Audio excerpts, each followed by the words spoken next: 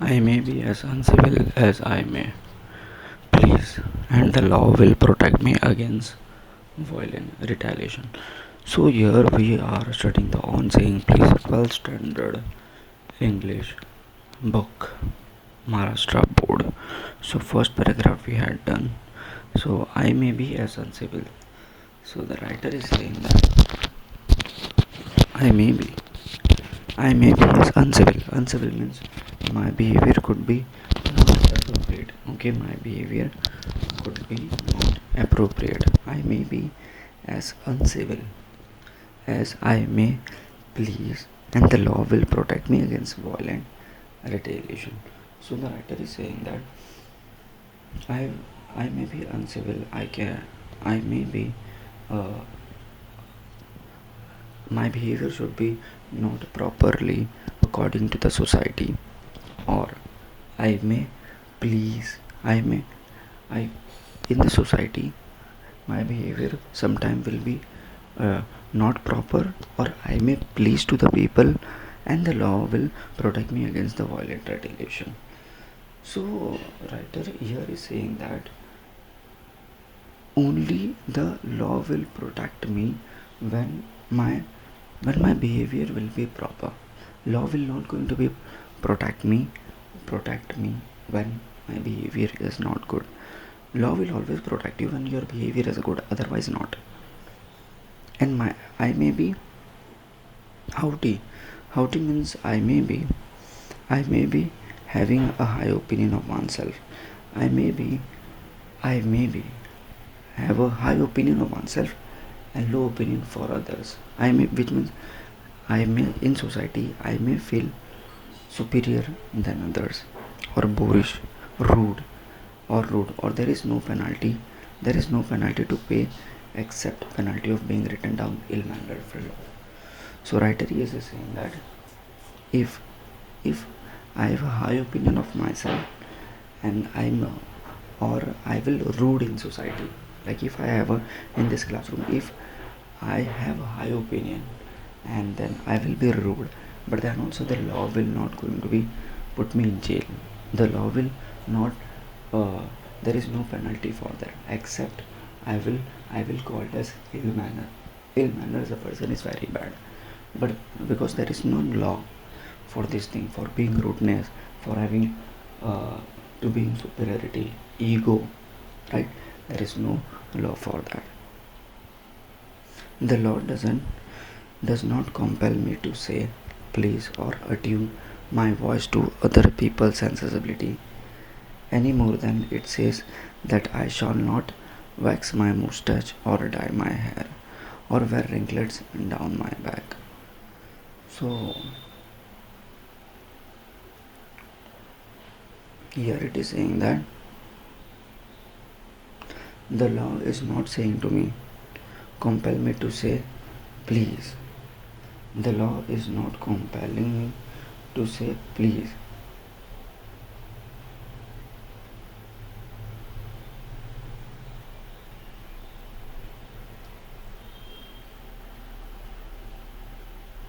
The law is not compel. The law is not compel me to say please.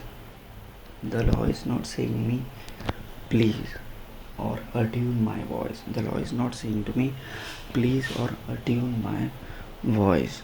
Okay, please or attune. The law is not restricting me like I have to say please everyone, or my or maintain my voice according to the people.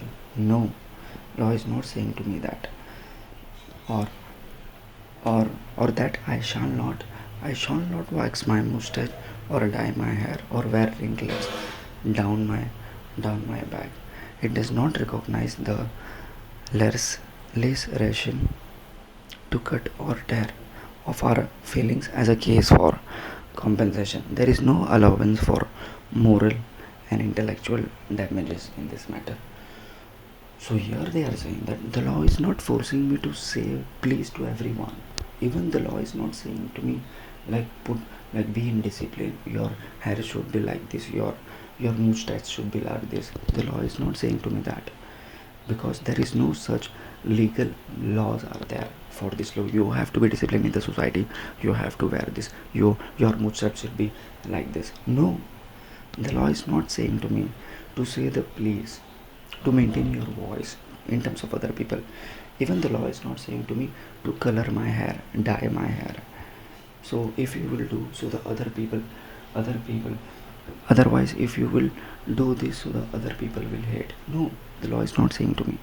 Okay, and there is no allowance for moral and intellectual damages in this matter. Okay, now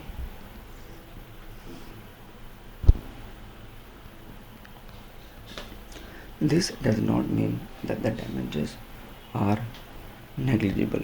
This does not mean that the damages are negligible. So what is this? This does not mean that the damages are negligible. So here the writer is saying that it does not mean that whatever damages which are happening, it is negotiable. No, there is no negotiable. Negligible is nothing but negotiable. It is probable that the liftman was much more acutely hurt. It is probable that the liftman was much more acutely hurt by what he regarded as a slur upon his social standing than he would have been if he had a kick on his shin. So here the writer is saying that it doesn't mean that the damages are whatever damages happen, moral damages, intellectual damages are negligible with the law. No, there is no negligible.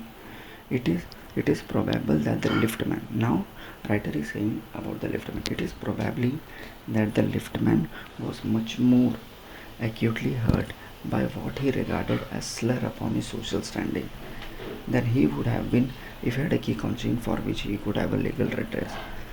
Which we could have a legal redress. The pain of a kick on the shin soon passes away, but the pain of a wound of self-respect and vanity may poison the whole day. So here in this paragraph it is saying that liftman was too much hurted what he had done in terms of because he had thrown the man. So what he had done, he had thrown the passenger, and people will call it as he is a very bad behavior. So when the people will say to him that if the people will diminish his social standing, then he will hurt more than if he will get the hurt on the shin. Shin is nothing but on his leg.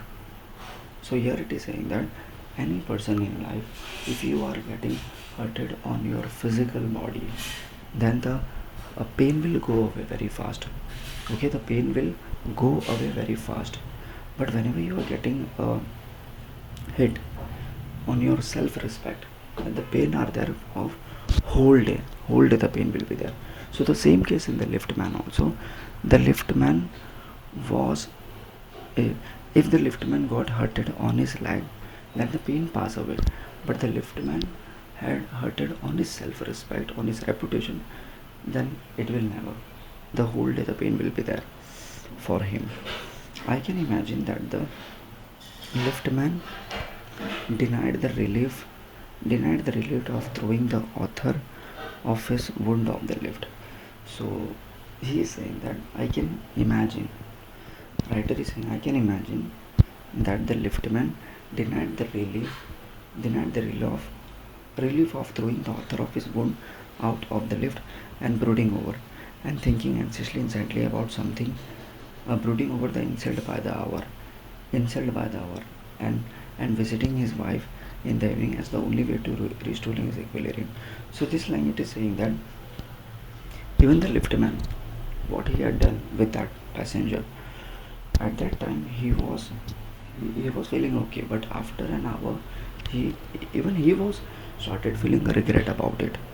And when he was started regret about it, and in the evening he is restoring, he is balancing everything equilibrium, because the whole day was very bad for him. He had done a wrong thing, so while going home he was balancing it. For there are few things more catching than bad temper and bad manners. And there are few things more in the society catching bad temper and bad manners. When Sir Anthony Absolute bullied Captain Absolute, the letter went out and the bullet is man. So here it is what happened. Like there is a Captain Sir Anthony. He bullied his the Captain Absolute, and the Captain Absolute bullied the man, and the man bullied the fat. So basically it is descending order. Like if principal will bully me, I will bully to the student will bully that junior. So it is happening, right? It is reciprocal.